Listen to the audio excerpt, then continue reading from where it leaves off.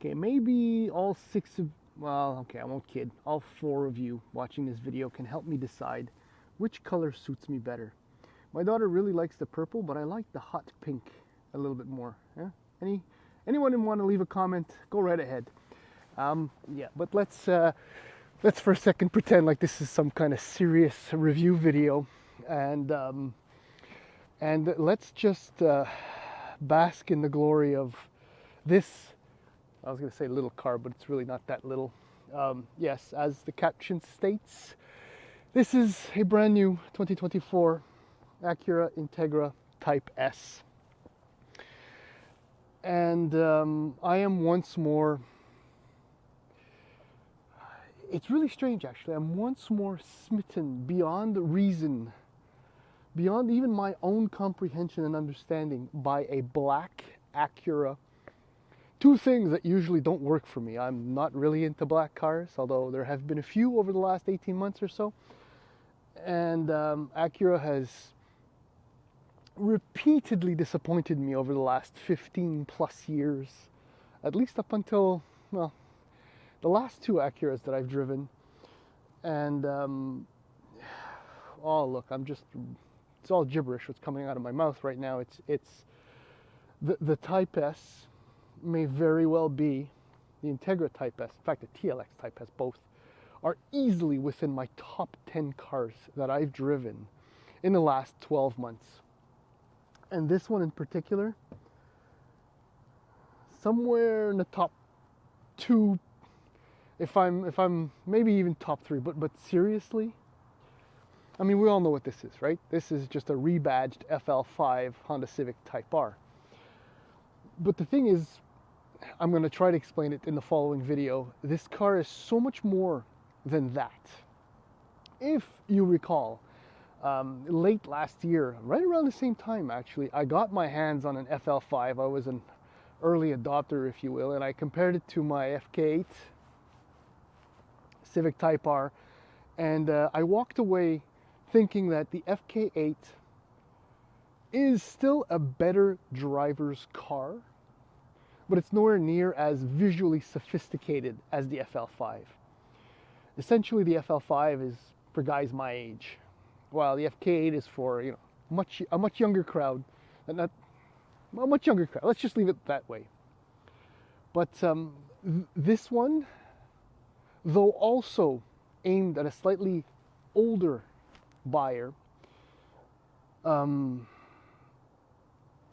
still it's again, gibberish. To help you out, okay? So if I was to classify these three cars that I just mentioned, the FL5 out of the three would come in last, if only for the driving aspect. The FK8 would come in second place, and the new ITS would be in first place.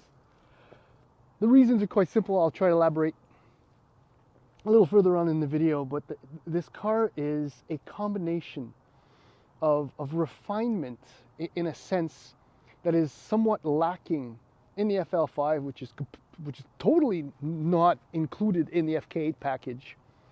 But Acura did something when they designed this car, is that they made it look silly-ish, like the FK8, right? I mean, you can see the flares, right? This thing is wide-bodied, which is something that Honda didn't do with the FL5, but had done with the FK8. Yeah, maybe you might be getting close to understanding where I'm going with this.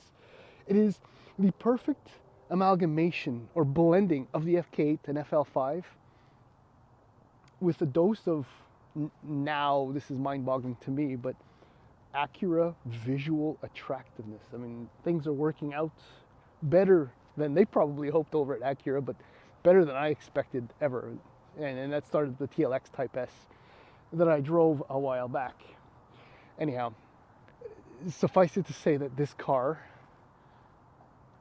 is as good as everyone says it is. In fact, it's better than that, because it's what Honda does best when left up to their own devices, when the engineers are given the keys to the project. Yeah, I just said it and I'll say it again. This is easily in my top three favorite cars from the last 12 months. Sadly, though, I won't be buying one, though I really, really would like to. But you know, in life things change and finances. Anyhow, please, please, you know, stick with me. We'll do the walk around, and then we're gonna go for a truly memorable and totally Honda. Just a little spin, little drive, not a spin, but just a little drive. So please hang in there. All right, so well, of the reasons why I don't like black is because, you know, one, very brief rainfall and the thing looks like it hasn't been washed for 3.5 years. But you know what, on this car I can forgive it. I'll just give you the pricing information now. In the US, it's $50,800 just for the ITS, and in Canada, it's $55,600. This, by the way, is majestic black, which again strangely works. That's an extra $500.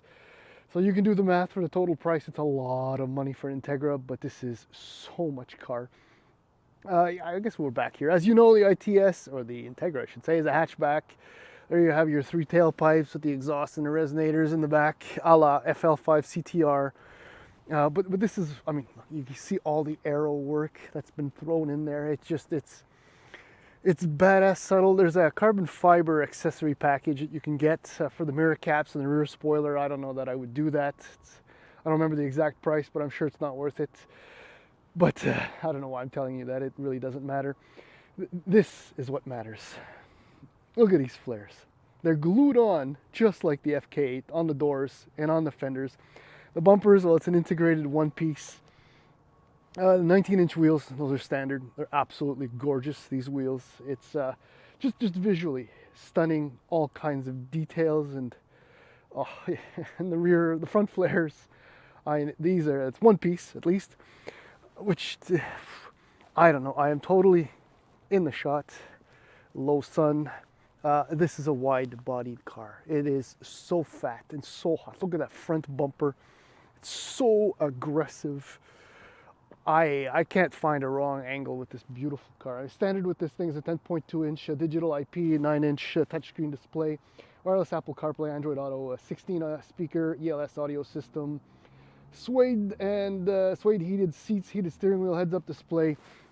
I mean, it's well equipped, well kitted for the job at hand. It's like my FK8, well, FX anyway, and a few other cars. Not that many though. When I park this car, I always look back at it, just always. And the winter tires on this, usually they're by the way, the winter tires on this. The Continentals are 255 35 19s. The standard Michelin 4S, Pilot 4S are 265 30 19s. That's a lots of rubber. This is just a gorgeous car. There's just enough subtleness to the design, but it's badass. The Brembo brakes in the front obviously are also standard. Trying to get out of the shots. I don't know what else to tell you. Type S badges, the vented hood, no sunroof, which is brilliant. I don't know. If anyone can find something wrong visually with this car, well, I don't know. There's something wrong with you, not with this car. I suppose we'll just do a quick tour. I mean, this is an Integra, so it's got 688 liters of trunk space, which is magnificent. Liftover is a little high, but whatever. 2 handles, little details like that I absolutely love. Obviously, this is working out as the family vehicle this week. So the kids' seats are in there. Yeah, there's the red leather. Yeah, the suede's in the front. I'll show it to you in a second. As always, these cars are a 4-seater, which I love that. I just absolutely love that. Like I said in the intro, this is not a small car. It's huge. It's a Civic also, right? So there's tons of space for the legs in the back, and you know, a few Acura touches here. I mean, the combination, the switchgear, fit, finish, the materials, it's just really nice. Multi-way power adjustable seats with power lumbar. They're superb. The bolstering is not as aggressive, but I think that makes the seats a little bit more comfortable. Like getting into the FL5 and the FK8, you know, the bolsters, you got to work your way around them. This, you can just slide through them. I'm babbling again. Let's just get on board. It's really, really cold. It's not that cold, but it's just really, really cold. Even so.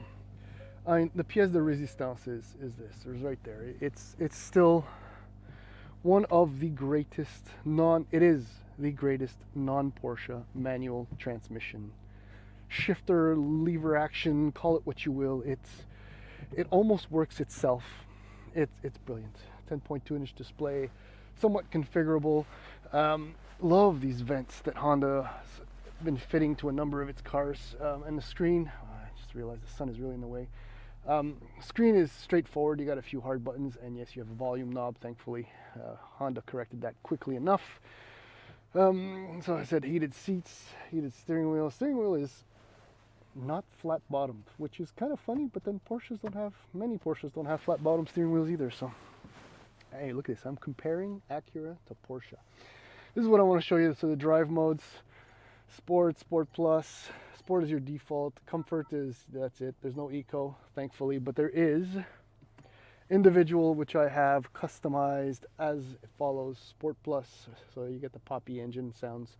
Steering is on Sport, suspension on Comfort, because this, yes, has the adaptive dampers. I'll tell you more about that in a few moments. And this is what allows this car to be so refined. It's the proper word.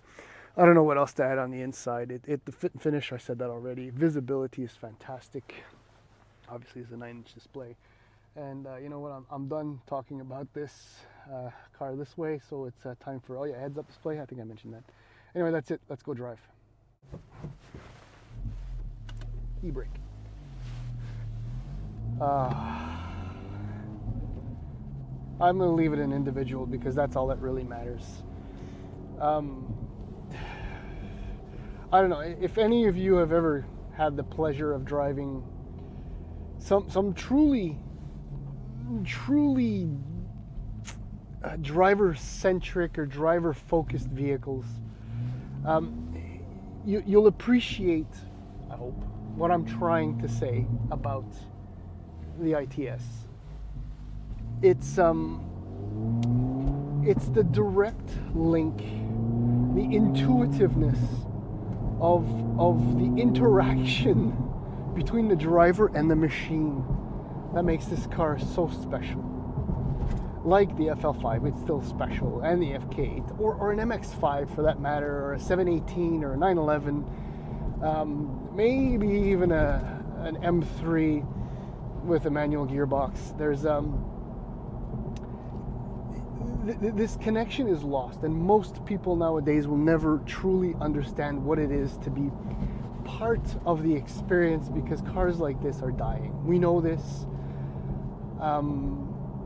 but these rare opportunities to feel once again what it is to drive, especially something with such a brilliant manual transmission, is a gift. And I get Teslas, and I get, other cars, electric cars, but nothing, and this is old me saying this, will ever come close to delivering this kind of intimacy with the mechanicals. As I pause at a traffic light, as always, 2-liter turbo, 4-cylinder engine, same shared with the FL5. But there's a mild difference, aka 5 horsepower. So it's 320 horsepower at 6,500 RPM. Same RPM for the FL5, 315 instead of 320. Torque is unchanged at 310, between 2,600 and 4,000. The manual transmission, I mean, I even if I tried, I couldn't miss a shift. And the interaction between the clutch pedal and the throws is synchronized as good as any Porsche manual transmission. In fact, the lighter, as in weight, the lighter action actually makes it maybe even a little bit more enjoyable. Can't believe I'm saying this. But you have to drive it. And the same with the clutch. The clutch is light, but just has enough resistance to let you know exactly where the friction point is. Again, the synchronicity, just how everything meshes together. It is, in a word, perfection. It really is. And the 2-liter engine is a gem of a mil. I mean, it's what, 160 horsepower per liter? That's insane. Am I doing that right? I think I'm mathing that right. Am I? Yeah, I am. The power comes on, another traffic light, and traffic is already really bad. And this is a Friday afternoon after all, so everybody's finishing early. I don't know why I'm telling you this, I just think I should. The power comes on immediately, and you can feel the front limited slip differential just kind of lock it down and make sure that both wheels are, when the steering wheel is straight, both wheels are sharing the responsibility of putting all that glorious power to use immediately. It's, again, a rare gem, a rare experience. It's magical, and I hate traffic, and the object is not approaching. And oh, here we go. Yes. I have to change my plan a little bit. There we go. I'm sorry. Okay, so the refinement comes from the adaptive dampers. Now, what I had said in the FL5, contrary to the FK8, is that when the dampers are set in sport, I don't know if this is, I don't know if it's just me, but when the dampers are set in sport in the FL5, the drive is unforgivable and unforgiving. It's just not comfortable. The dampers have to be set in comfort. Yes, I know that in my individual IDS mode, I do have the damper set in comfort, but in this car, even when set in sport, I doubt it's the winter tires. It's not as terrible, nor is it as crashy as in the FL5. I don't know if the tuning is a little bit different, but even so, compared to the sport setting in the FK8, which is beyond tolerable. In fact, it is comfortable, even more comfortable than in comfort. That's the big key, the big differentiator in the refinement for this car. But still, I mean, with the damper set in comfort, that's the absolute best outcome, the best way to do it. And see, it wasn't for me. That worked out. What else am I trying to say? Oh yeah, okay, so steering. Steering, yes, I have it set in sport. I think maybe because it locks in, or the assistance doesn't feel as artificial as it does in other vehicles when it's, when it's tightened up a little bit. And it also works really well with how the LSD kind of kicks in.